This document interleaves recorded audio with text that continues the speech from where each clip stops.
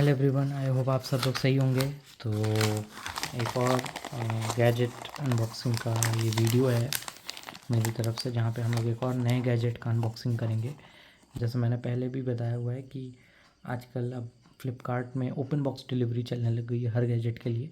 तो ये गैजेट भी उनके हाथों से बच ना सका और इसकी भी अनबॉक्सिंग उन्होंने कर दी है। तो मैं यहाँ कहीं लेफ़्ट में वापस उसको दिखा दूंगा आपको, तो आपको भी पता चल जाएगा कि अनबॉक्सिंग हो चुकी है इसकी, इसलिए आपको ये पैकेट खुला हुआ दिख रहा होगा। फिर भी मैंने इस बॉक्स को वापस से सील करके लगाने की कोशिश की है। और इस बार मैंने मंगाया है एम्ब्रेन का 25,000 mAh का ये पावर बैंक, जिसमें टाइप सी चार्जिंग है और ये मैक्सिमम 100 वाट का चार्जिंग सपोर्ट करता है। तो ये मैंने मंगाया है अपने लिए। और ये मैंने इसलिए भी मंगाया क्योंकि मुझे लैपटॉप वगैरह भी चार्ज करना होता है मेरे ऑफिस के काम के लिए। कभी कभी लाइट चली जाती है, लंबा पावर कट होता है, तो उसमें लैपटॉप को चार्ज करने की ज़रूरत होती है। लैपटॉप में ज़्यादातर 65-70 वाट, 65 to 70 वाट्स की चार्जिंग सपोर्ट होती है, उससे कम की नहीं होती है। तो उसके लिए ज़रूरी था। और मेरा मोबाइल का भी जो है वो चार्जिंग स्पीड थोड़ा बड़ा है, 25 वाट का है मेरा मोबाइल का चार्जिंग स्पीड। और मेरे पास जो पुराना पावर बैंक है वो सिर्फ 18 वाट तक ही मैक्सिमम दे सकता है। तो इसके लिए मुझे एक चीज़ चाहिए था कि जो सभी के लिए काम आ सके, सिर्फ एक मोबाइल के लिए ही नहीं, लैपटॉप वगैरह जैसे हर एक डिवाइस के लिए जो एटलीस्ट 100 वाट तक सपोर्ट करता है चार्जिंग। तो उसके लिए ये एक पावर बैंक की ज़रूरत थी, तो मुझे एम्ब्रेन का एक ये बढ़िया मिल गया। इसके अलावा एम्ब्रेन के और भी दूसरे पावर बैंक्स आते हैं, जैसे एक 85 वाट का चार्जिंग सपोर्ट करता है, एक 60 वाट का सपोर्ट करता है, एक 45 वाट्स का सपोर्ट करता है। ऐसे और भी कई सारे हैं, पर मैंने 100 वाट्स का मंगा लिया ताकि सिर्फ अभी के लिए नहीं बट फ्यूचर के लिए भी, अगर मुझे कभी ऐसा कोई आगे भी मैं अगर कोई नया फ़ोन लूँ जिसमें थोड़ी और ज़्यादा चार्जिंग स्पीड हो, जैसे 50 वाट, 60 वाट, 70 वाट की, तो उसको भी ये फिर सपोर्ट कर पाए और मुझे बार बार एक पावर बैंक ना खरीदना पड़े। एक अगर मैं लूँ तो वो काफ़ी लंबा चले मेरे लिए, चाहे मेरा मोबाइल हो चाहे मेरा लैपटॉप हो। तो उसके लिए मैंने ये लिया था। और ये मैं वापस से आपके लिए एक ये अनबॉक्सिंग का एक्सपीरियंस मैं जल्दी से कर देता हूँ, क्योंकि जैसे मैंने बताया कि अनबॉक्सिंग ऑलरेडी भैया ने कर दी थी, बट फिर भी मैं इसका ये मैंने सील सारा वापस लगाया था, तो ये मैं वापस से खोल रहा हूँ इसको। और मैं आपको इसका बॉक्स का कंटेंट दिखाना चाहूँगा पहले तो बॉक्स के अंदर हमें ये एक और बॉक्स मिलता है, ठीक है। इस बॉक्स के अंदर हमें कुछ नहीं मिलता है, तो ये बॉक्स तो हो गया खाली। अब आते हैं दूसरे बॉक्स की तरफ। दूसरे बॉक्स में भी इस एरिया से मैं खोलता हूँ, क्योंकि इस एरिया से खोला गया था इसको बेसिकली। तो यहीं से मैं अगर खोलूँ तो आपको दिखाई देगा पैकेट एक दिखाई देगा। और उस पैकेट को अगर मैं पहले निकालने की कोशिश करूँ तो बेसिकली इस पैकेट के अंदर ही अपना असली सामान है, यानी कि ये पावर बैंक आप देख सकते हैं। और इसके अलावा यहाँ पे अंदर एक आपको चार्जिंग केबल भी दिख जाएगा। ये चार्जिंग केबल कुछ इस तरीके से दिया हुआ है। और ये चार्जिंग केबल को भी अगर मैं थोड़ा सा ओपन करने की कोशिश करूं तो आप देख सकते हैं ये चार्जिंग केबल ठीक ठाक लंबा है। और ये दोनों टाइप सी वाले चार्जिंग केबल्स हैं, तो आप देख सकते हैं दोनों टाइप सी हैं। और ये ठीक ठाक लंबा है, बहुत लंबा मैं नहीं कहूँगा, बट ठीक ठाक लंबा है। ये 1 मीटर के आसपास होगा, ये 1 मीटर से ज़्यादा नहीं, पर 1 मीटर का केबल होगा, जो कि ठीक है। एम्ब्रेन का केबल है 1 मीटर के आसपास का। और इसके अलावा हमें बॉक्स में कुछ नहीं मिलता है, हाँ, क्योंकि जैसे मैंने बताया मैंने इसको वापस पैक किया था, तो बॉक्स के अंदर से ये मैंने ऑलरेडी निकाल के रख लिया था। ये एक वारंटी कार्ड है और ये कस्टमर केयर का भी कार्ड है, जहाँ से आप कस्टमर केयर को कॉल या मेल कर सकते हैं या एक मैसेज भी डाल सकते हैं ये QR कोड स्कैन करके। तो ये एक वारंटी कार्ड की तरह है, जिसको आप इस्तेमाल कर सकते हैं। बॉक्स के अंदर हमें और कुछ नहीं मिलता है, तो इन सब चीज़ों को करते हैं साइड। और इस पावर बैंक को करते हैं हम ओपन। पावर बैंक का जैसे मैंने आपको बताया कि इसका सील ऑलरेडी मैंने खोल रखा था, खुल चुका था ये पहले ही।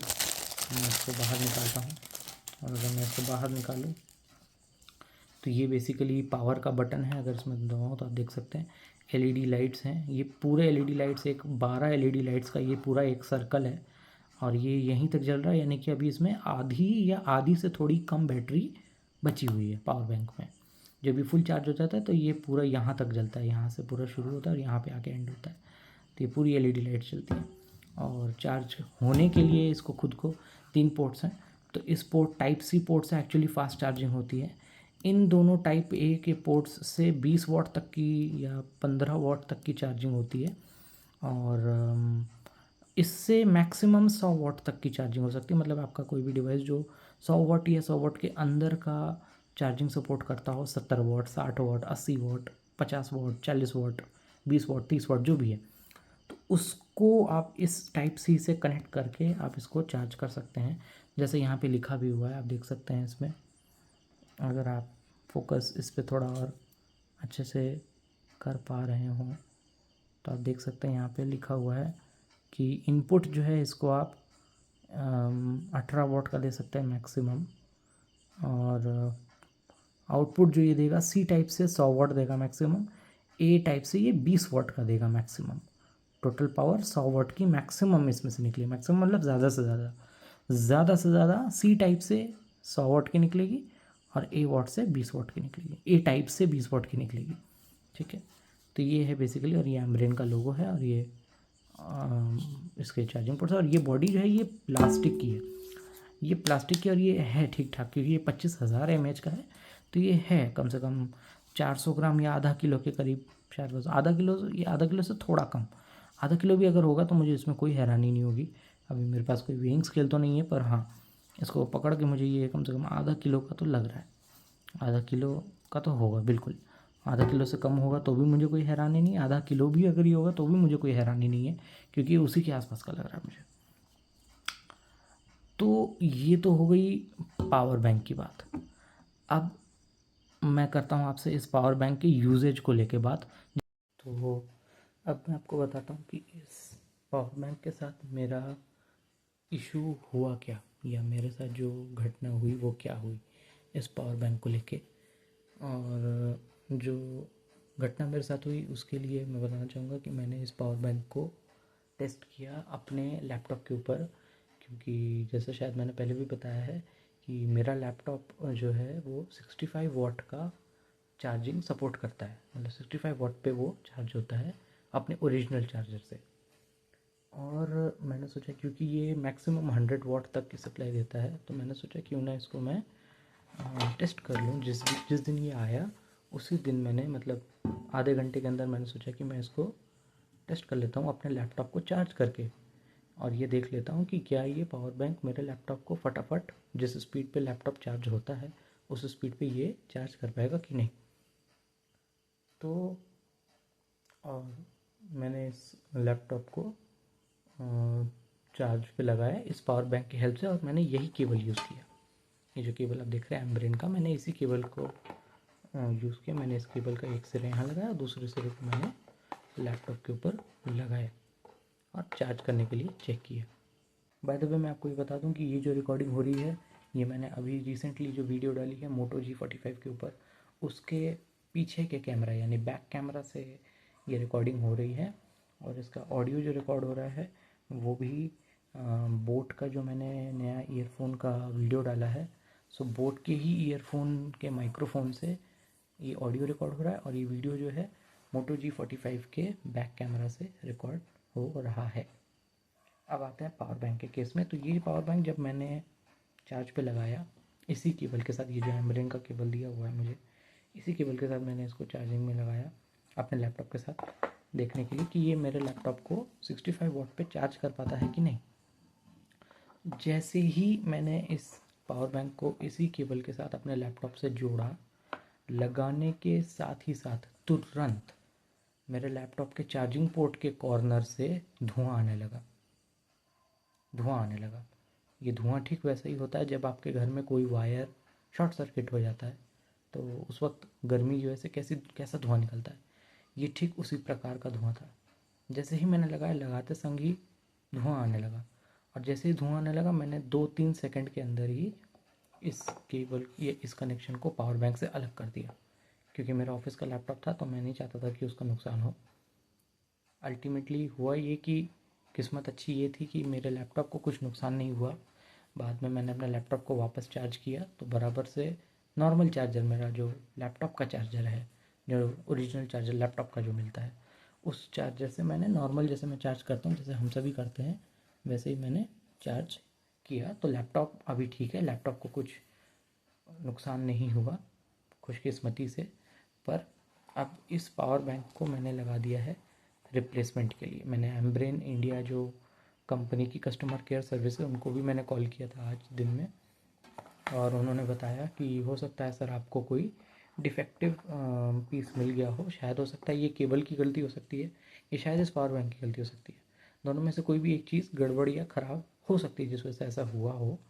तो उन्होंने साफ साफ कहा है कि आप रिप्लेसमेंट के लिए इसको लगा दीजिए, क्योंकि आपने इसको फ्लिपकार्ट से लिया है, तो आप इसको रिप्लेसमेंट के लिए लगाइए। और रिप्लेसमेंट के लिए लगाने के बाद जब दूसरा यूनिट आएगा तो उसको ज़रूर चेक करिएगा। हालांकि फिर मैंने जब ये हादसा हुआ तो उसके बाद से मैंने इस पावर बैंक को यूज़ ही नहीं किया है, इस डर से कि कहीं ये मेरे दूसरे डिवाइसेस को भी ख़राब ना कर दे। क्योंकि हम सबके लिए, आप भी जानते होंगे कि हम सबके लिए जितने भी डिवाइसेस हम घर में यूज़ करते हैं, चाहे मोबाइल हो, लैपटॉप हो, टैबलेट हो, कोई भी डिवाइस हो, चाहे ब्लूटूथ ईयरफोन्स हो, कोई भी डिवाइस हो, चार्जेबल डिवाइस ख़ास तौर से जो चार्ज करने वाले डिवाइसेस होते हैं उनकी अगर मैं बात करूँ, तो उनकी बैटरी का या उनकी कंडीशन का कितना ख्याल हमें रखना पड़ता है। और हम उन डिवाइसेस को ऐसे डिवाइसेस के साथ कनेक्ट अगर करेंगे तो नुकसान पहुंच सकता है। हमारा मोबाइल को किया तो मोबाइल का मदरबोर्ड जल सकता है, ख़राब हो सकता है, जो कि अगेन बहुत बड़ा खर्चा होगा। आप टैबलेट को करेंगे तो टैबलेट का भी अंदर का शॉर्ट सर्किट हो सकता है। आप ब्लूटूथ ईयरफोन को अगर चार्ज करने जाएंगे, या आपका TWS अगर है तो TWS चार्ज करने जाएंगे तो वो भी शॉर्ट सर्किट कर सकता है। तो अगर ऐसा होगा तो फिर उस केस में ये हमारे लिए बहुत इंपॉर्टेंट हो जाता है कि हम अपने डिवाइसेस को फिर सेफ़ रखें ऐसे डिवाइसेस से, अगर इन डिवाइसेस में कुछ प्रॉब्लम रहती है तो अभी तो ये मैंने रिप्लेसमेंट के लगा दिया, तो ये रिप्लेस हो जाएगा जल्दी। और दूसरा यूनिट, जो नया यूनिट है, वो भी डिलीवर करके जाएंगे फ्लिपकार्ट वाले एम्ब्रेन की तरफ से। तो अब इंतज़ार है कि कब ये रिप्लेसमेंट के लिए आते हैं और रिप्लेस किया हुआ यूनिट दे के जाते हैं। जब वो रिप्लेस किया हुआ यूनिट दे के जाएंगे तब मैं दूसरा वीडियो एक और बनाऊंगा जिसमें मैं शेयर करूंगा कि उस यूनिट के साथ कुछ प्रॉब्लम है कि नहीं है, या वो अच्छा चल रहा है कि नहीं चल रहा है। तो आप भी इस चीज़ का ज़रूर ध्यान रखिएगा। जैसे ही कोई डिवाइस आता है आप उसको तुरंत यूज़ करिएगा और यूज़ करके चेक करिएगा कि वो कैसा चल रहा है, ख़ास तौर से सेल के टाइम में। क्योंकि ये सेल के टाइम में बहुत ज़्यादा ट्रैफिक रहता है वेबसाइट पे, बहुत सारे लोग सस्ते में क्योंकि चीज़ें मिल रही होती है तो बहुत सारे लोग खरीद रहे होते हैं। और फ्लिपकार्ट वाले भी उस हिसाब से, हो सकता है कोई भी डिफेक्टिव चीज़ आपको पकड़ा दें या डिफेक्टिव चीज़ आपके घर में डिलीवर कर दें, क्योंकि उन्हें भी जल्दी जल्दी सारे ऑर्डर्स निकालने होते हैं। जैसे जैसे ऑर्डर्स आते हैं वैसे उन्हें फटाफट निकालना होता है।